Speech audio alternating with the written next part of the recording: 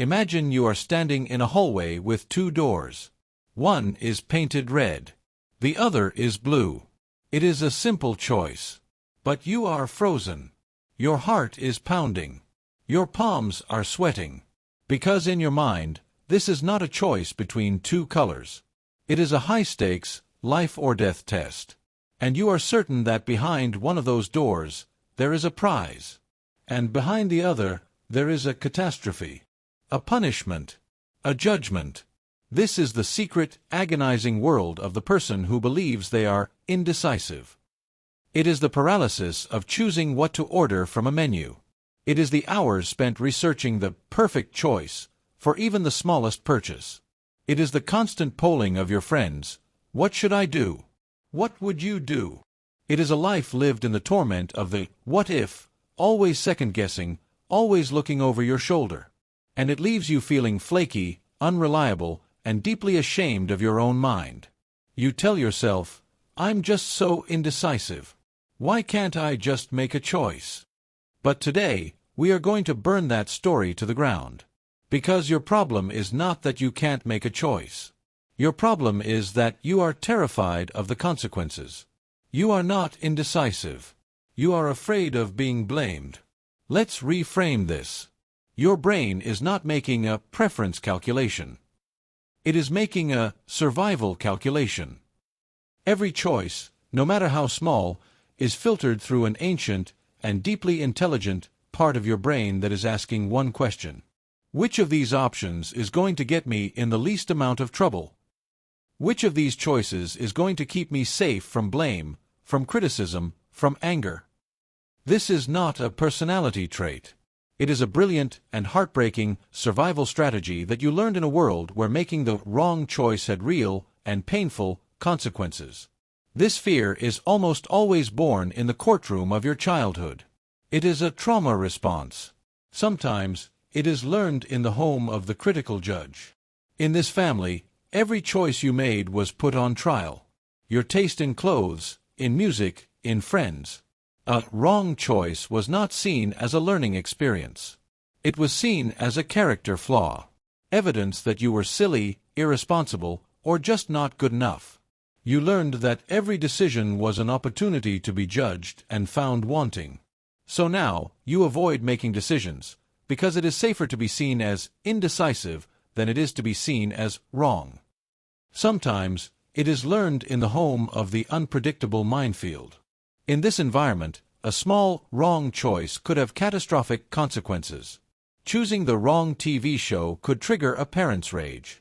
Saying the wrong thing could start a massive fight. You learned that the world was a minefield, and that a single misstep could cause an explosion. So you learned to stand perfectly still. Your indecision is not a lack of opinion. It is the survival strategy of a person who learned that the safest move is to not move at all. And for many, it is learned by the scapegoated child. In this family, it didn't matter what choice you made. If something went wrong, you were going to be blamed anyway. You were the designated container for the family's problems. So your brilliant child's brain learned a form of self-protection. If I don't make the decision, I can't be blamed for the outcome. So you let others choose. You go with the flow. You become passive. This is not indecisiveness. It is a brilliant and logical strategy to escape an unwinnable game. And so you arrive in adulthood, and this ancient programming is still running your life. And it shows up in a few key ways. It shows up as analysis paralysis. You research every option to death, looking for the one, single, perfect choice that has a 0% chance of being wrong. This is not a search for the best option. It is a search for the safest one. It shows up as outsourcing your decisions. You constantly ask for the opinions of others. You are not looking for information. You are unconsciously looking for someone else to carry the responsibility. So that if the choice turns out to be wrong, you have someone else to share the blame with. And it shows up as immediate regret. The moment you finally make a choice, you are flooded with an overwhelming anxiety.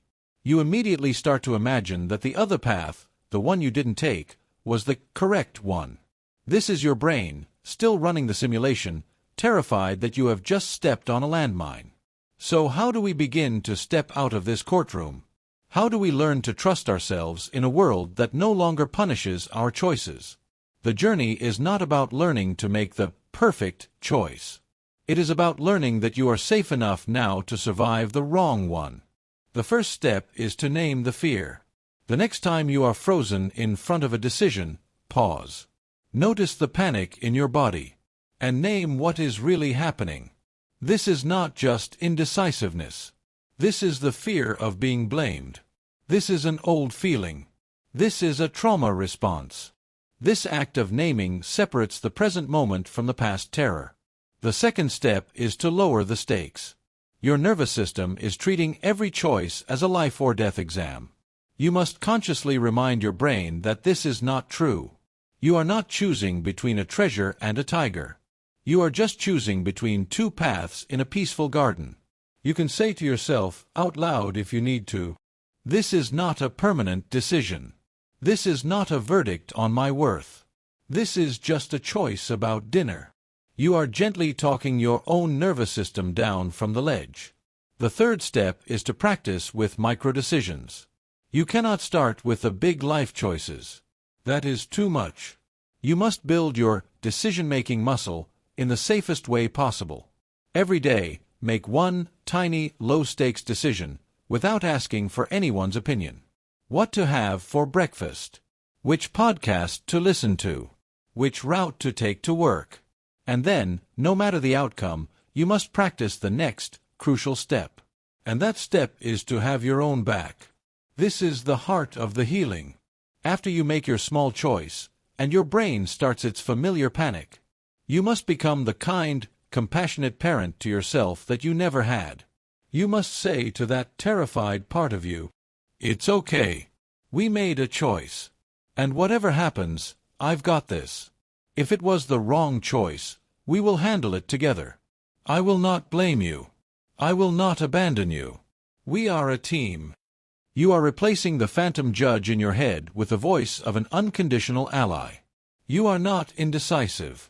You are a survivor who learned that every choice was a potential trial. The beautiful, liberating news is that you are no longer in that courtroom. The judge has gone home. The journey now is about having the courage to trust the silence, to trust your own voice, and to know that you are finally free to choose your own path and to walk it without fear. If this video was helpful for you, please show your support by clicking the like button. To continue this journey of healing, subscribe to the channel and turn on the notifications.